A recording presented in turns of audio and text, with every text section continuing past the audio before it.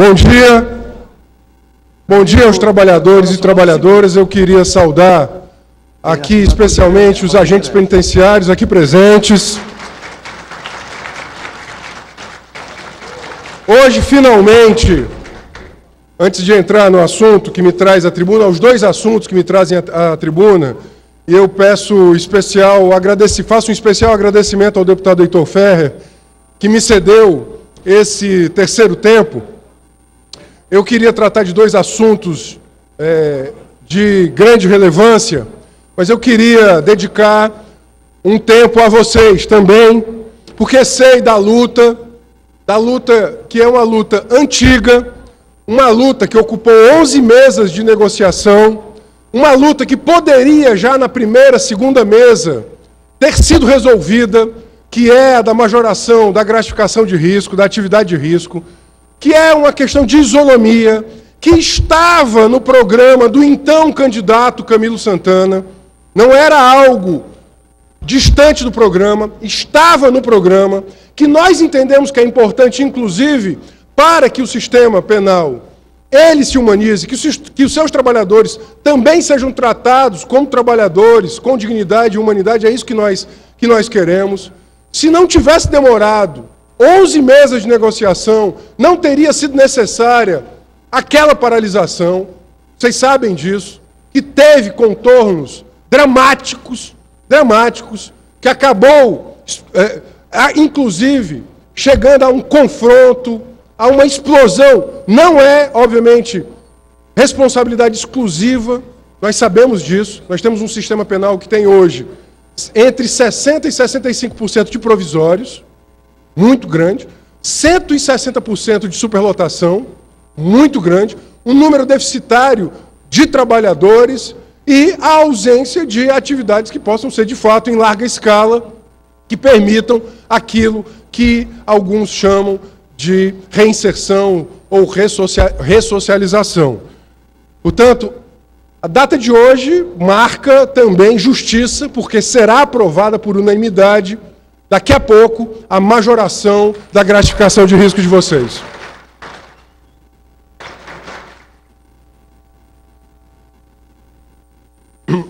Mas, deputados e deputadas, povo cearense, eu queria tratar aqui, dado que me foi facultada a possibilidade de termos dois tempos, eu queria tratar de dois assuntos.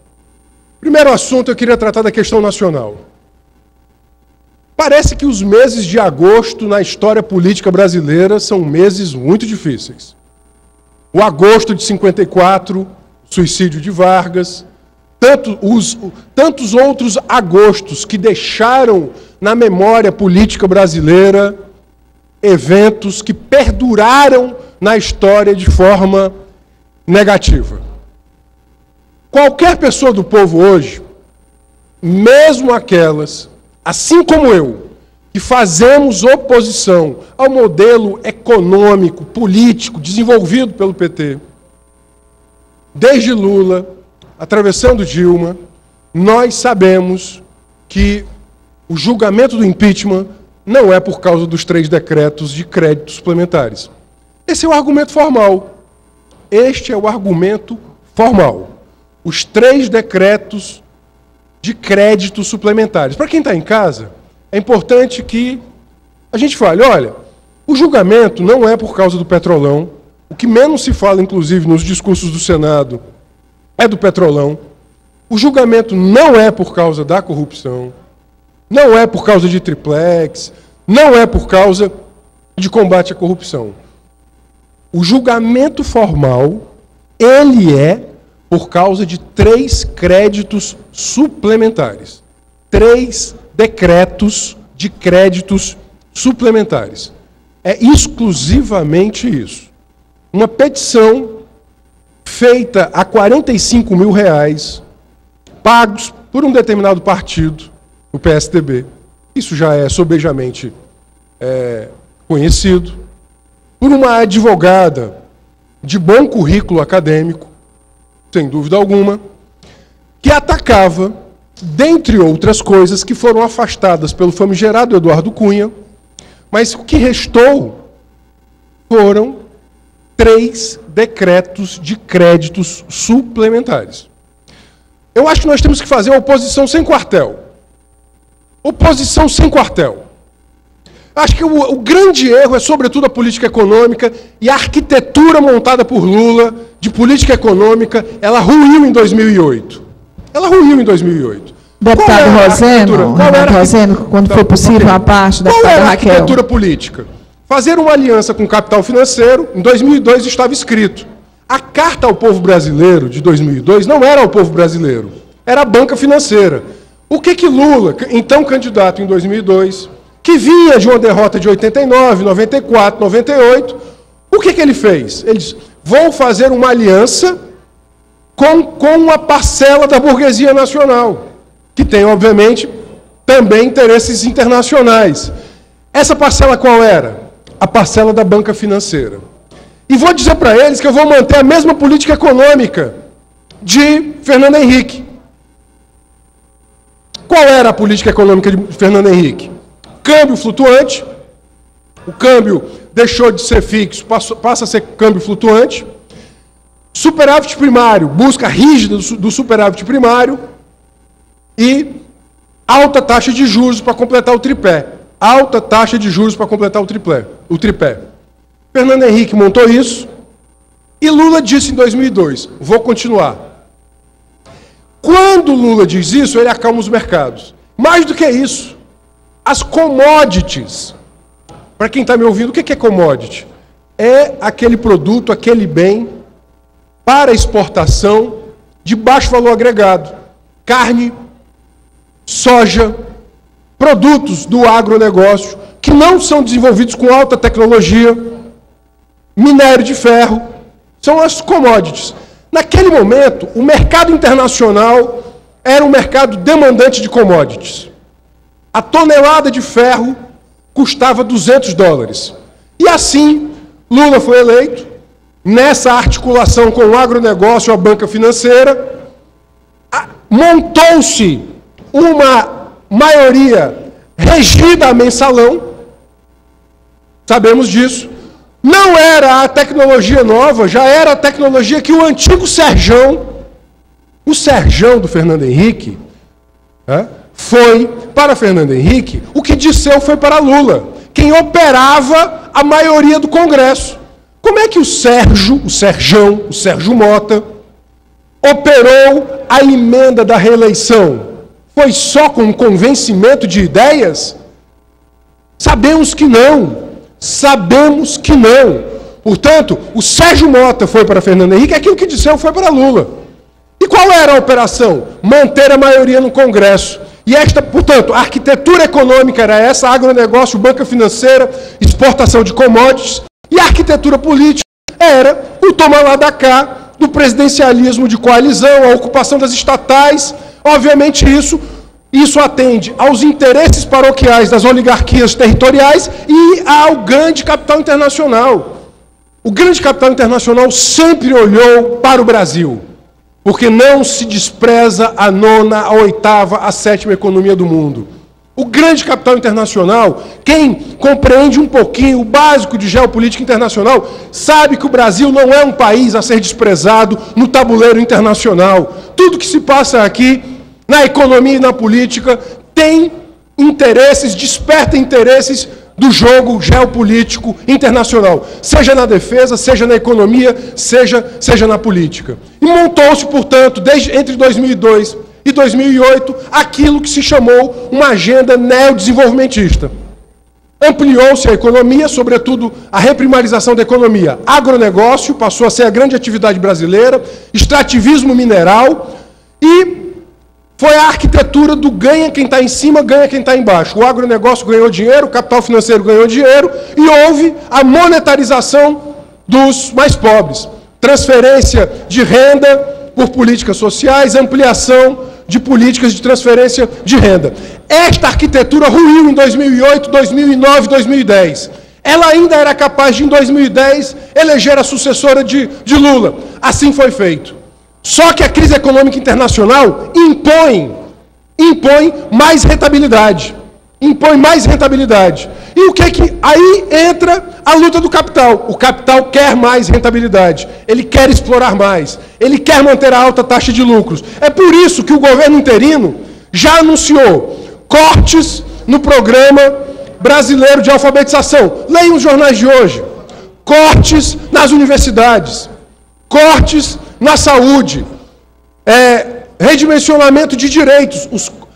Inventa-se agora um contrato parcial e um contrato eventual. Precarização das relações de trabalho. Isso para quê? Porque na crise vale o dito popular. Vale o dito popular. Farinha pouca, meu pirão primeiro. A farinha está pouca. E os pobres, comentávamos isso ontem nas comissões, têm menos poder político do que os ricos. Ano passado, a banca financeira levou R$1 trilhão. R$1 trilhão, 342 bi. Se tem algo antinacional hoje é o sistema financeiro. Ele é antipovo. Não só ele é antipovo, ele é antinacional. O sistema financeiro levou, pela dívida pública, R$1 trilhão, 342 bilhões de reais. 42% do orçamento geral da União. É por isso que, para mim, que sou servidor público federal, não tem aumento. É por isso que não tem aumento do investimento das universidades federais. É por isso que os serviços públicos estão precários. Sabe por quê? Porque R$1 trilhão, 342 bilhões de reais foram para a banca financeira, através dos títulos da dívida pública. É por isso que o PT deixou de ser útil. Ele deixou de ser útil. E se faz o golpe. Ele deixou de ser útil para quem? Porque ele não cumpre mais a tarefa que o grande capital quer que ele cumpra. Apaziguar os mais pobres e os movimentos sociais e manter as altas taxas de rentabilidade. Ele não consegue mais ser um player. Ele não consegue mais ser um player na linguagem do direito internacional e das relações internacionais. Ele não consegue mais ser um player global, inclusive para o Sul-Sul. O Brasil foi muito importante, inclusive, na montagem de um outro eixo. O eixo Brasil, África do Sul, Índia, China. Ele não é mais. Ele deixa de ser. Ele deixa de ser esse ator importante de uma nova correlação de forças internacional. Sobretudo, a partir dos interesses de uma parcela majoritária do capital financeiro internacional. É por isso que agora se fala em... Nós já tivemos o melhor sistema de aviação civil do mundo, mais bem monitorado. Tudo obra do Estado brasileiro. Com a aeronáutica, por exemplo. E agora não, se abre o capital para empresas transnacionais explorarem a aviação, empresas transnacionais operarem o sistema de saúde, e agora, na semana passada, terceirização de presídio. Olha aqui os agentes penitenciários. Presídio, hospital, creche. É esta a agenda. Portanto, é por isso que se urdiu o golpe. Se pegam 3 decretos de crédito suplementar, retira aquele que política e economicamente não é mais válido e se coloca no lugar alguém para implementar uma agenda que, do ponto de vista da correlação de forças internacional e da correlação de forças nacional, implemente uma agenda que é uma agenda antipovo. Quem é que perde? Perdemos todos nós. Aqueles que lutamos pela democracia. Veja, eu faço oposição. Eu não votei nem no segundo turno de 2010, nem no segundo turno, nem no primeiro, nem no segundo turno de 2010 ou 2014 na Dilma. Não fiz isso. Portanto, eu faço aqui, inclusive, tenho uma voz muito serena, que é a voz de quem é oposição. Mas o que está sendo ferido hoje no Brasil é o Estado brasileiro saído de 88, o Estado brasileiro saído de 88, pós-ditadura civil, empresarial, militar. É esse Estado, que era um Estado social, a ideia de um Estado que ele pudesse regular a economia, que ele pudesse prestar serviços públicos, que ele ampliasse, portanto, a garantia de direitos por via dos serviços públicos e a democracia. Por isso mesmo, estaremos hoje, às 16 horas, na Praça da Gentilândia. Nós, o nosso pequeno exército de Brancaleone. Me lembro agora uma peça shakespeariana de 1599, Júlio César. Esta peça não é sobre o Júlio César, esta peça é sobre conspiração. Quem gosta de ler vai lembrar do famoso Até Tu, Brutus. Até Tu, Brutus, que é da peça Júlio César, de Shakespeare, de 1599, que não é sobre Júlio César, é sobre conspiradores. Ontem, tarde da noite, eu me detive ouvindo a tribuna do Senado. Eu fiquei pensando, eu que faço oposição, quantas vezes aqueles que montaram essa estratégia, inclusive a presidenta, deve ter dito até tu, Brutus. Até tu, Brutus. Porque o que houve, de fato, que está havendo, é fruto de uma conspiração. Estaremos hoje às 16 horas, dando o nosso grito. Faremos uma tribuna livre na Praça da Gentilândia para conversarmos com as pessoas, porque as pessoas não estão entendendo o que está acontecendo.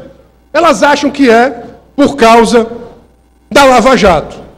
E não é. É para acabar com a Lava Jato, para manter a banca financeira, para ampliar a transferência de ativos públicos para o capital privado. Portanto, aos trabalhadores e trabalhadoras, olho aberto e muita firmeza para defender o projeto de 1988, que foi conquistado com tanta luta pelos movimentos populares. Eu sempre disse que não vai ser o Planalto que vai mudar o Brasil, vai ser a planície. Do Planalto não vem notícias alvissareiras nem auspiciosas. Do Planalto vem exemplos que nos envergonham. Não vem exemplos corretivos, inspiradores e nem mobilizadores. Portanto, eu queria dizer que, já vou passar para o segundo assunto, que é completamente distinto, quero dizer que o que vai mudar o Brasil não é o Planalto, mas é a planície. Eu peço à deputada Raquel, ao deputado Carlos Felipe, que sejam breves, que eu quero falar agora sobre a situação hídrica do Estado do Ceará, mas não farei a descortesia de não ouvi-los. Deputada Raquel, deputado Carlos Felipe, nesta ordem, só pediria brevidade.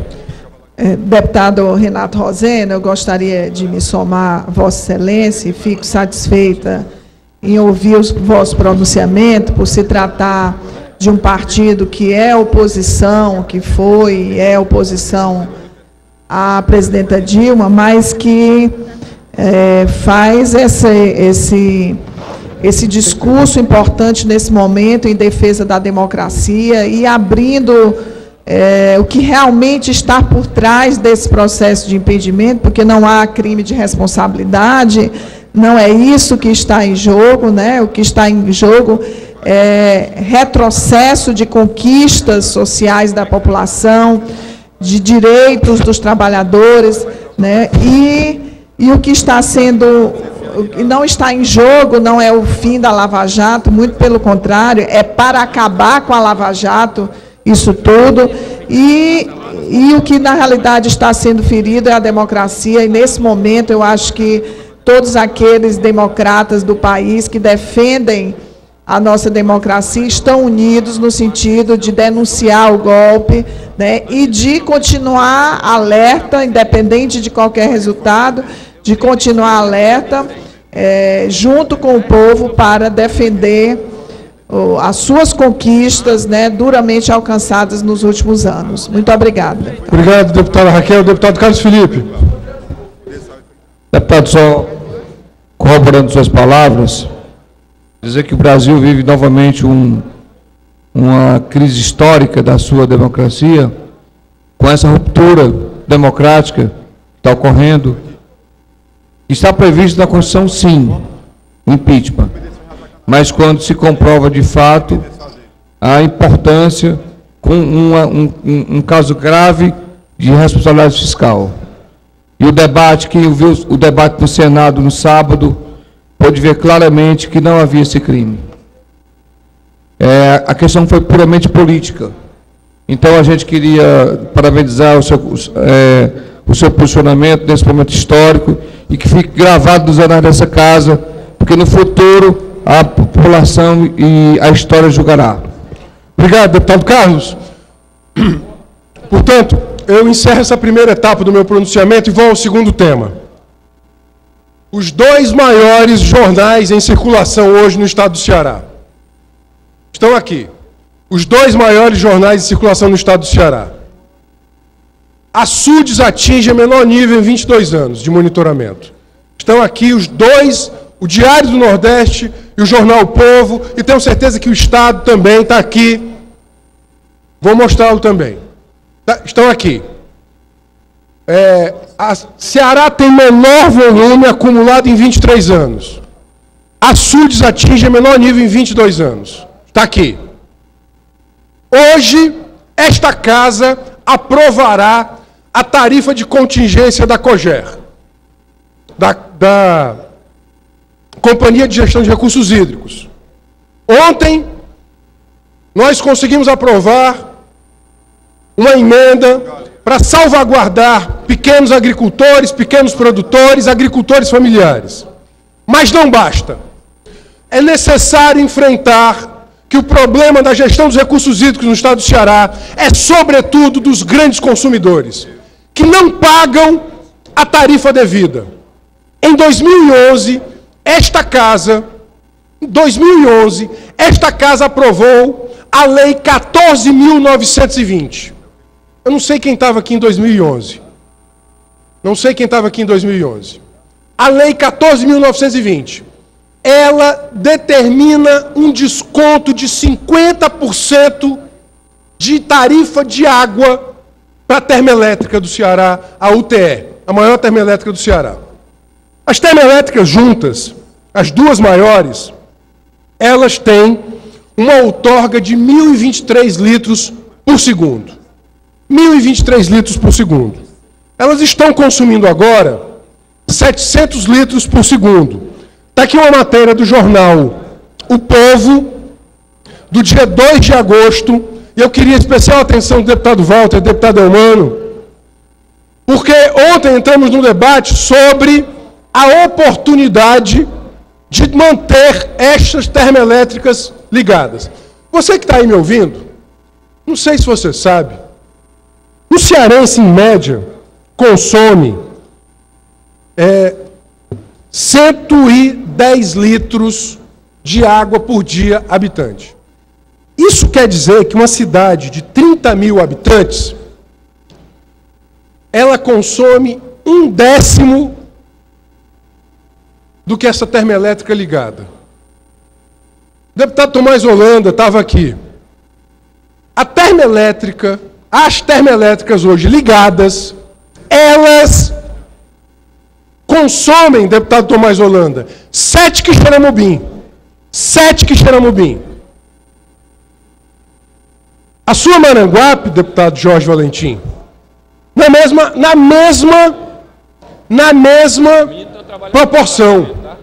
Manter a termoelétrica ligada hoje é ceifar água de 10 cidades de médio porte do estado do Ceará. Eu estou propondo que o povo fique sem luz? Claro que não. O deputado Elmano ontem fez, inclusive, a demonstração, e eu estudei bastante para dizer, está aqui o Operador Energético Nacional. Desligar a termoelétrica não ameaça o desabastecimento, porque hoje o sistema hidroenergético brasileiro permite, Furnas, por exemplo, está com 60%, nos permite desligarmos a termoelétrica. Portanto, não tem sentido termos o menor nível de água dos últimos 23 anos, criarmos um eixão de 200 quilômetros que vaza hoje 9,5 metros cúbicos por segundo, lá saindo da Jaguaribara e de Alto Santo, lá do deputado Granja, para chegar a 6,5 metros cúbicos por segundo aqui. Quem está sofrendo é o povo lá da Jaguaribara, é o povo de Alto Santo, 9,5 metros cúbicos por segundo. Deputado Granja, esse aqui é o gráfico de 2004 a 2016, com a termoelétrica ligada. Ela secou os sítios novos e agora está secando o seu Castanhão. Castanhão está com 7%. Mesmo assim, está tendo que vazar 9,5 metros cúbicos por segundo, chegando 6,5 aqui, para abastecer o Pecém, porque os sítios novos acabou.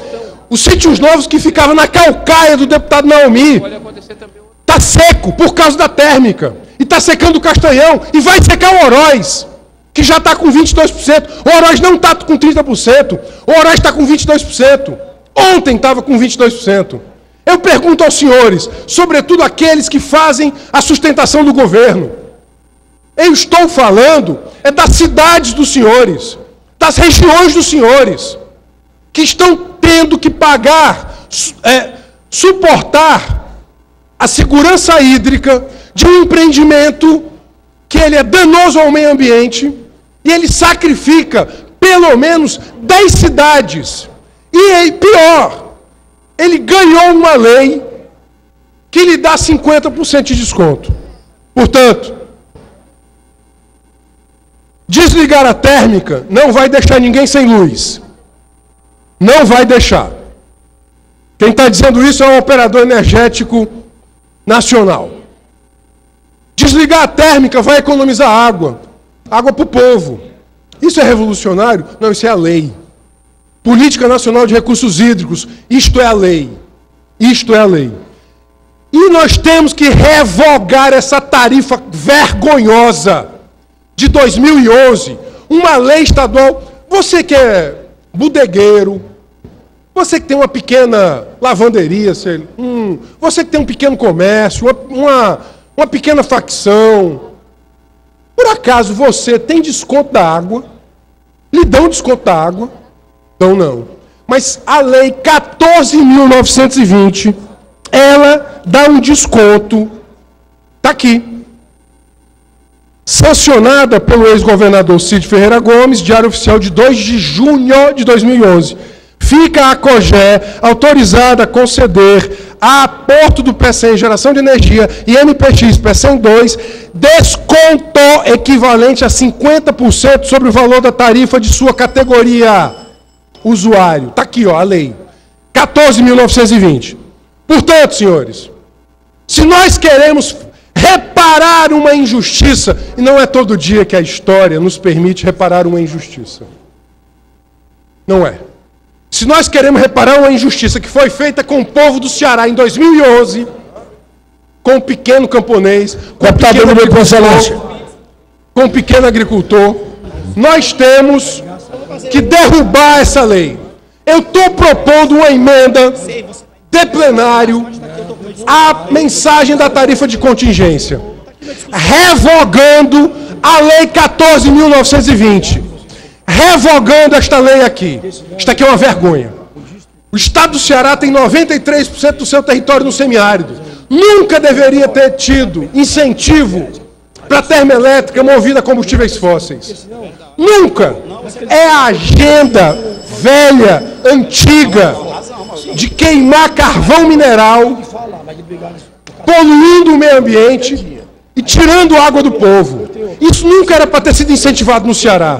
Portanto, eu quero hoje sair desse plenário, pelo menos com esse dever cumprido, de ter reparado um erro histórico que foi dar 50% de desconto na tarifa de água da termoelétrica. E eu espero que os senhores ouçam as suas consciências e as consciências das suas regiões e votem pela revogação dessa tarifa injusta, vergonhosa, criminosa, antipovo, antiambiental, que é o desconto da tarifa de água para essa termoelétrica. Termoelétrica não. O Ceará precisa de uma matriz energética limpa, justa e que socialmente equilibrada. Portanto, eu finalizo, senhor presidente, pedindo o voto dos senhores e das senhoras na emenda de plenário que apresento para a revogação da lei 14.920, porque é o dever da justiça. Muito obrigado.